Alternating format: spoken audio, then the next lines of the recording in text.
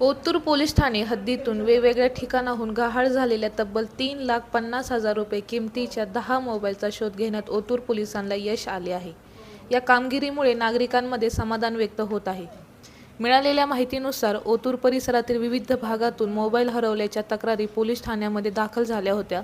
नागरिकांनी दिलेल्या माहितीनंतर पोलिसांनी तात्काळ कारवाई सुरू करत तांत्रिक विश्लेषणाच्या माध्यमातून या मोबाईलचा माग काढला. तपासादरम्यान संबंधित मोबाईल वेगवेगळ्या जिल्ह्यांमध्ये वापरत असल्याचे निदर्शनास आले.